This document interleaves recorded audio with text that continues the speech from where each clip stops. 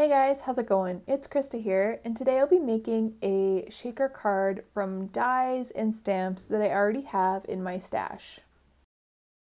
I'm starting with a 5.5 by 4.25 inch piece of cardstock in my stamping tool, as well as the hydrangea stamp from Essentials by Ellen, Mondo Hydrangea, which is designed by Julie Ebersol, and the sentiment Happy Birthday, which is from Simon Says Stamp Let's Celebrate set.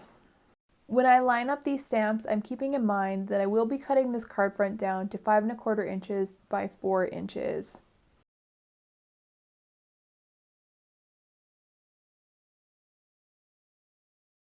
To prep this for embossing, I'm using a paintbrush as well as a dryer sheet just to eliminate any static, and inking up my stamp with Versamark ink.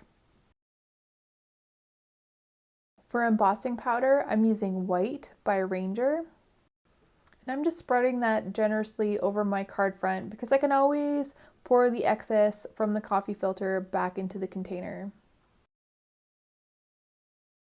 And to set that, I'll just give that a quick melt with my heat tool.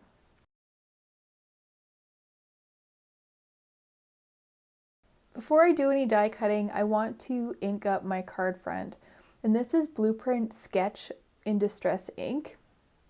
I'm just smushing the entire ink pad over the card front, making sure that I get into all the little spaces of the hydrangea and that it's equally saturated. You don't have to go as saturated as I'm going today. You can go less saturated, but the key is that it should be even. And now that my inking is complete, I want to cut that down to 5.25 by 4 inches. And I chose to ink up my card front first because I found that it was too challenging to get the stitched portions of the die inked if I had die cut the rectangle first. And I want my card front to be on a mat.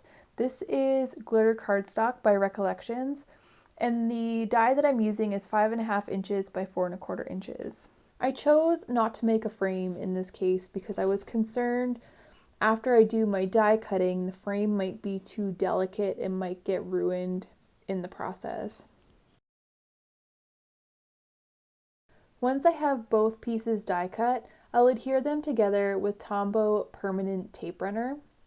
I chose tape runner today because I didn't want to wait for liquid adhesive to dry, and I didn't want to risk any oozing out of the edges once I do the die cutting. And I chose to adhere the card front to my bit of a mat first because I wanted to eliminate one cutting step of the shaker window. And now that the card front and the mat are adhered together, it's time to start cutting the shaker window. This die is from Mondo Hydrangea, and I want to make sure that the die is lined up really well with the stamped image because not only is this creating the window, I'll be utilizing the hydrangea that gets cut out as well. Washi tape is the lowest tack tape that I had on hand, and I chose to extend the tape over the card front onto the cutting plate because sometimes I felt that the washi tape wouldn't stick to the ink background so great because it was still a little bit damp, and I didn't want to risk any shifting in the die cutting process. Once I've run that through the die cut machine, I'll just pop out the hydrangea and set it aside. Since this is a window shaker, I need to make sure that the hydrangea is also cut through the card base, as well as a piece of paper that I'll be using on the inside to hide the infrastructure on the acetate. I'm not quite ready to glue the card front to the card base yet, so I'll just tack that down with some low tack tape and trace with a pencil where the hydrangea placement is on the card base.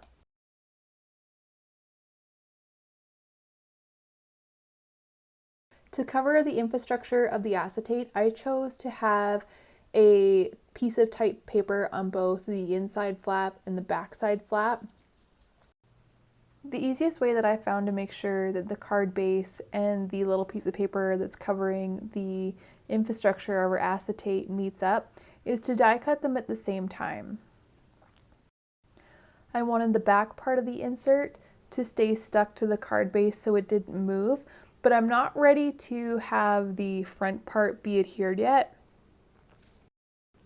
With the typed paper insert closed shut, I lined up the fold of the typed paper insert with the cardstock card base, and I'll adhere that down with Tombow permanent tape runner.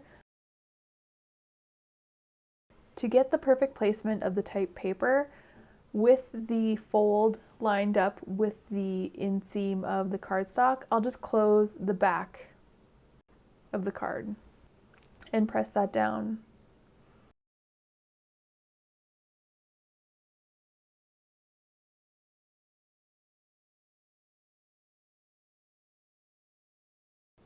The paper insert is aligned properly, but it still allows me access to in between the typed insert and the card front base. And since I've traced where the hydrangea needs to go on the card base, I just need to tape that down and run it through the die cut machine. I'm making sure that the typed insert is also open, and that way I'll cut through the card base as well as the typed insert at the same time, giving me perfect alignment.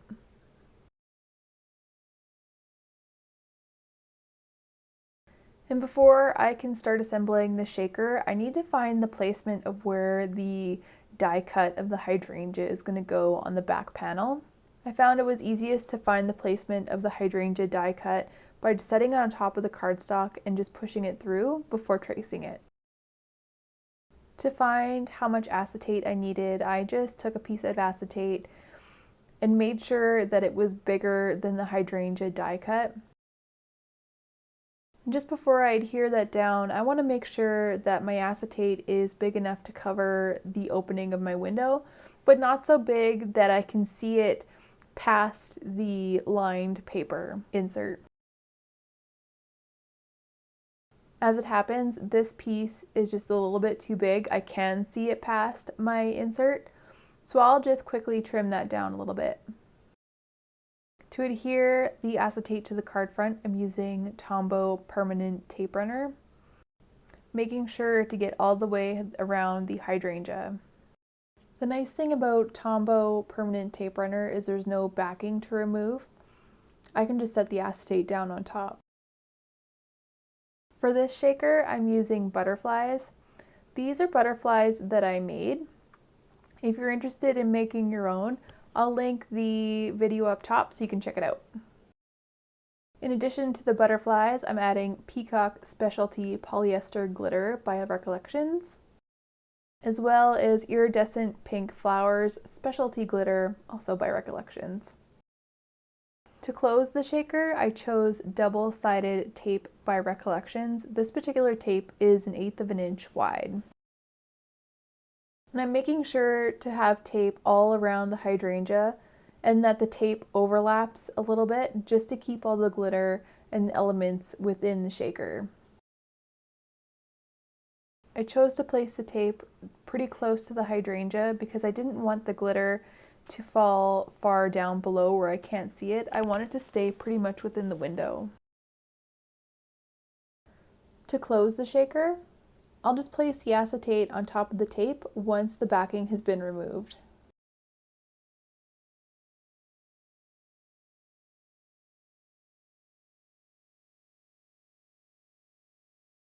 I chose to stick with the Tombow tape runner to close over the paper insert as well. Again, I didn't want any of the liquid adhesive to kind of show through the typing paper.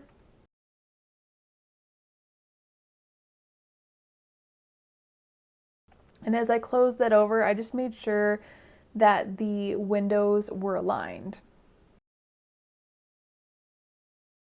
As it happened, I did get a little bit of tape past the typed paper insert, but that's no problem. That cleaned up really nicely with a sand eraser. With Tombow liquid adhesive, I adhered the inked card front onto the card base with the shaker window.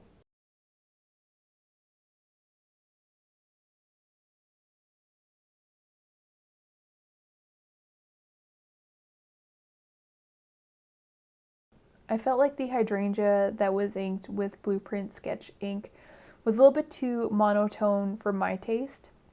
I chose to lift some of the ink using water, just painting it on with a paintbrush, giving it a quick dry.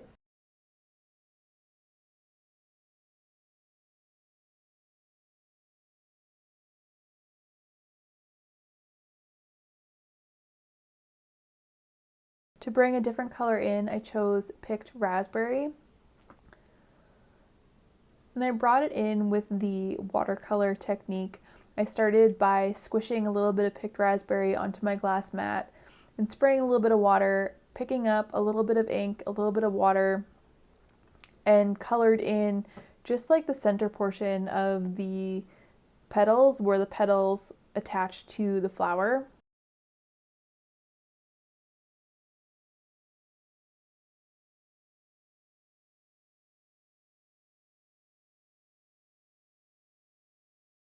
I also lifted some of the ink from the stem, and the color I'll bring back into the stem is Mowed Lawn, also in distressed ink.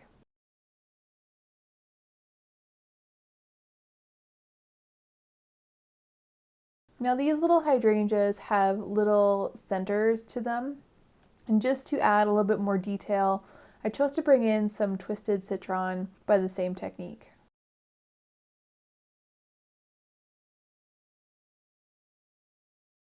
I want to make sure that's dry by bringing in the heat tool.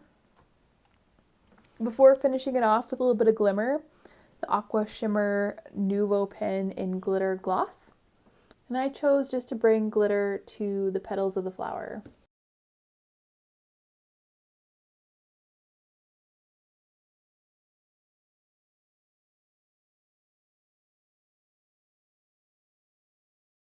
And since I've already traced where the hydrangea needs to go, I just need to add some liquid adhesive and line it up before pressing it down.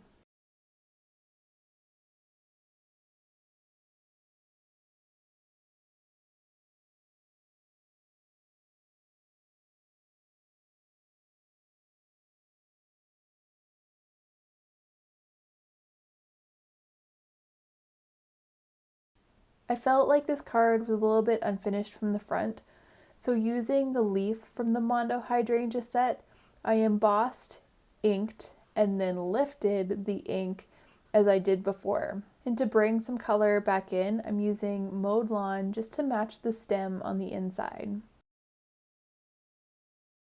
I chose just to adhere the leaf with liquid adhesive, but you could also use a foam tape to give it a little bit more dimension if you wanted. And here's a final look at the finished card. Thank you so much for stopping by. We'll see you next time. Bye for now.